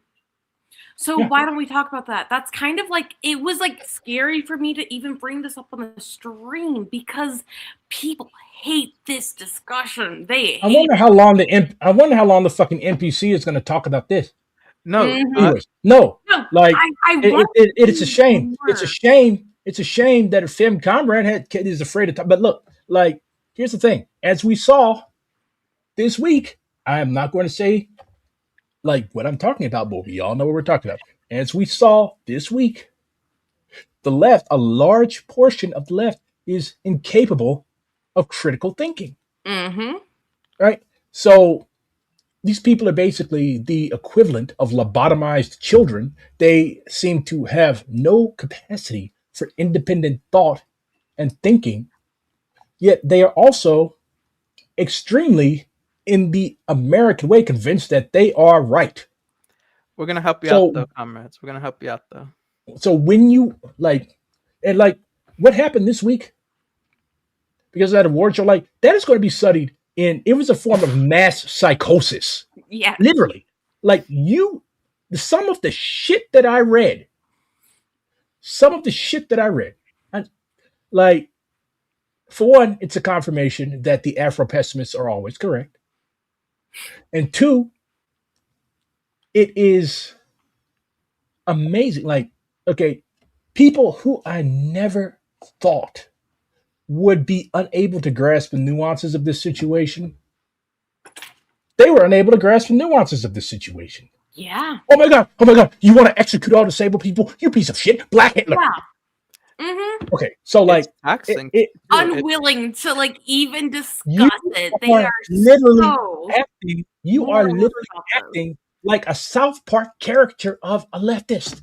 So I want to like empathize with both of you guys, because these moments are so, how do you say it, disorganizing. That moments? it makes us feel like, maybe we shouldn't talk about this stuff anymore. But I guess that's the kind of stuff when people are feeling, lower. We have to come back to it eventually when people are feeling a little lower valence, And these moments shouldn't even be moments, though. Like, especially if you are on the hard left, if you call yourself a communist, you should be able to differentiate between objective right and wrong. Like, these moments should not be. I have seen people crash out. Talk about analysis. I have seen sure that people can have an analysis without relying on whatever everyone else is saying. Most leftists think an analysis is running your mouth on Twitter. There's no investigation. Like, you literally had people. Okay, I didn't know shit about. Well, I didn't know shit about Tourette's. I mean, I am a millennial. I grew up with South Park. Okay, I know what Tourette's is.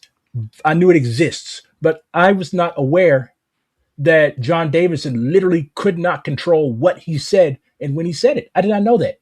Okay, I do not sit around and study neurological disorders. Most Black people don't. So here's the thing. If you come correct, okay, first of all, don't call me a bunch of you're ableist. No, I'm not. Look, bro, I have a disability. The thing is, I do not. This is a white people thing. I do not make my disability my entire identity. So here's the thing. I did not know that. And if these people that were crashing out about this, they actually were like, hey, look, I've studied this. I have this. When I engage in coprolalia, it's funny how so many white people cannot pronounce names from other countries, but they sure learn how to pronounce coprolily effect. Okay. Oh, they only So learned it this week, though. I learned no. This is why, like, I like No black grace. people that have this situation. I mean, that have the situation, have this condition. Like, they reach out to me, like, look, bro, he literally could not help himself. Okay, like, okay, if these impromptu disability advocates, if they had reached out and they had said, okay, look, I get where y'all are mad. Okay, first of all, acknowledge harm is done. If I walk up to you and call you a slur, and if you don't knock me the fuck out, you're probably not going to be very happy with me. So you have to address the harm cost. You do not respond by accusations. That does not work, especially on black people. Why you always have to act like Stalin is in the room. All right, no running your mouth. Who the fuck is afraid of Stalin? The dude was only like 5'5". I told him like hot laundry. Take that Red Army away and take that party away. Man to man. Anyways, so first of all, like, we have to learn how to fucking talk to people. Like, if you, like, again, study the working class. Study the working class. Study how your fucking dad talks to his coworkers and his buddies. Okay, so you don't know how to talk to people, yet you're already fucked up because that person is now against you. Even if you're right, they're gonna hate the fuck out of you. That's how humans work. Like, if I insult the fuck out of you, I call you a bunch of slurs or a bunch of, well, leftist slurs in the ist. If I call you a bunch of leftist slurs, you'd be like, fuck you. Okay? So the thing is, people just would not shut the fuck up and leave black people alone. Okay? We're feeling some type of way. Y'all grant the Israelis all kinds of grace. Oh, Hamas hurt your fifis? Sure, kill 200,000 fucking people. But black people, we like respond to something, and we are apparently all eugenicists. Mind you, we were the first victims of eugenics. We know what eugenics is. They literally used to sterilize black women. Fannie Lou Hamer, she was sterilized. She thought she was going for a routine checkup. She got a fucking hysterectomy. So we know what this is. So I want to ask you guys, do you think this Twitter form of struggle is a phase we can escape from? I don't even consider it struggle. No. Yelling at people on the internet, first of all, you can only struggle with people you know. You don't know these people. Struggle is only intercommunal. You could be arguing with people that you have seen face to face. You could be arguing with a fucking FBI agent that's assigned specifically, and like, you could be arguing with a fucking FBI. Like, you cannot struggle with people that you do not know. Like, okay, how are you going to hold people accountable? This man lives in fucking Lagos, Nigeria. Are you going to fly over there and kick his ass? So it's individualism. So it's not even real struggle. It's one-upmanship. It's debate. These are not even real debates. Like, people are debate. Okay, a debate, a real debate. Look at Malcolm used to debate. Huey P. Newton debated William F. Buckley. A debate is structured. Even though I fucking disagree with you, I'm still going to grant you the respect that you deserve because we're in a professional setting and people are watching this. Like, the shit that these fucking weirdos do on Kick, Haz's shit, that's not a debate. How the fuck, if I wanted to get yelled at by a 5'5" Lebanese dude, I'd go to Taste of Lebanon, best Lebanese restaurant in St. Louis, and ask him to put ketchup on my shawarma. That's not a debate. That is idiots yelling at each other for money. Trained monkeys. So, again, there's a vulgarization of basic leftist concepts. Self-crit means that, okay, I'm going to investigate the ideological political causes of my error. It's not, okay, I'm going to humiliate and embarrass you in front of your comrades. And also, you will never, ever, ever use the internet again. That's not self-crit. That's called abuse. I've always seen with people that, like, they understand the concepts around self-crit, but they will not take self-crit. And obviously, this is going to be something that is very specific to white people, which I am a part of. Because most of these organizations are abusive cults. They don't care about. They use self-crit as a weapon. Talk about the fact that, like, self-crit can also mean that you're wrong. I am wrong. People are wrong. And criticisms can be wrong. that's what happens. Like, part of Maoism is realizing that, like, we can discern what is correct and what is incorrect. Like that postmodern shit. Oh, everybody's opinion is valid. That's not true. No, everybody's opinion is not valid. Yeah. So But how do we? Thing too about why I did that criticism and self-criticism workshop with Vicky Lee, that book, it explains why the whole, like, you know, well, my feelings are valid. That explains the fact that that's not like, that doesn't mean that your feelings are what we have to work off of. That doesn't mean that your feelings like, are. I'll tell you in a minute, bro. Like, I'll tell you in a minute. Like, bro, you are a grown ass man. What the fuck do you want me to validate your feelings for? Yeah, I hate it. I kind of do hate it. Like, what type? Yeah, like that. The most adult. Last thing you can what do adult goes? What adult goes around and do you like me? No. When I used to get in trouble, like when I was a kid, I hated getting in trouble. So when I was in kindergarten, we all had, you know, those little recorder flutes. I had one. For some reason, I picked up somebody else's recorder and blew with it. Music teacher crashed out. You do not do that. You will spread disease. Sent me to the office. My first thing I asked the fucking principal was, "Are you happy at me?" She didn't even punish me. She was too busy laughing. She called my mom and said, "It's like, do you know what this boy just told me?" And like, there are adults just like that. I'm a grown-ass man. You don't pay none of my bills. I don't give a fuck if you're happy at me or not. You gonna give me a whooping? You gonna shoot me? What the fuck do I care? And what these kind of problems? Go ahead. Like, I just do not. I do not. Maybe it's just because I have too much of an old school idea of masculinity that I need to unlearn. But like, it's fucking pathetic. Like, you spend your time seeking others' approval. You don't get it. Most people find you fucking pathetic or a pain in the ass. Like, oh man, here come that whiny motherfucker again. And like, it's just, this is part of why a lot of these groups are so dysfunctional, because you either have narcissists and sociopaths who control them, lording it over amoebas at the bottom that they have enslaved. I think that can be sublimated into wanting the betterment of people, and they'll like you for having like taught them a thing or two, brought their social consciousness up a little bit, actually benefited them instead of just getting the validation. But I'll let Henry talk, because I asked him to talk a while ago. And Henry don't want to talk. He does. He has so much things to say. He says the most things in our order. Why do Henry? How old are you? I'm 30. Oh, you're younger than me. So you're technically a Zoomer? Yeah, I'm like the last year of it. Why do all white Zoomers and late millennials have those Jeffrey Dahmer ass glasses?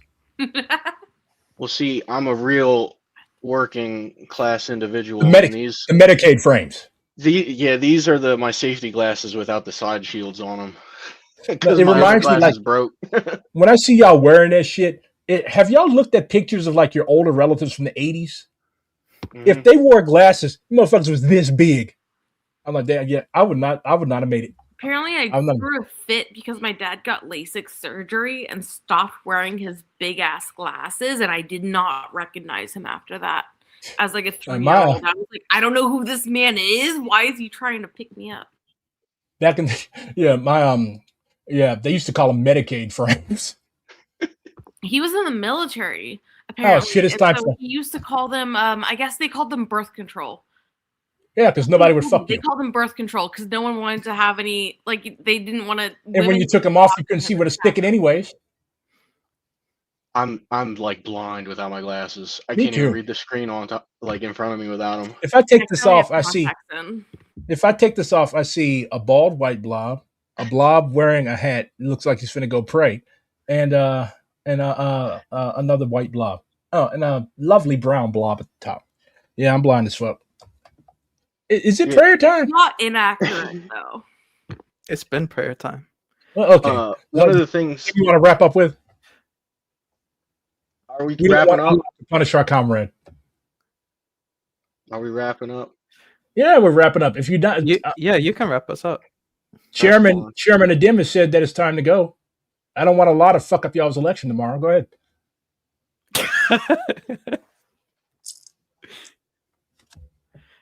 All right. On that note, I guess we can we just wish Liberation Slate luck then, yeah? I do. The long march continues. Henry, you are the least talkative white Maoist I've ever run across. Did they cut out your tongue? Yeah, Adem messaged me right before this and said, "You do not talk unless I say something to you first." That's some old school Ottoman shit. No, Yeah. if you speak more than 5 words, I will pour boiling oil on your feet. Mm-hmm. Straight white man. He's not allowed to. I threatened to take away his razor. Have you ever called him no? You probably call him your pet janissary. Anyways, with that, we are the Gang of Four. And never say that Maoists don't run for office in DSA or Maoists don't run for office. Because all 4 of us are current or future chapter leaders. If you clip this, I will castrate you. Good night. Good night. Assalamu alaikum. Good night. Bye, guys.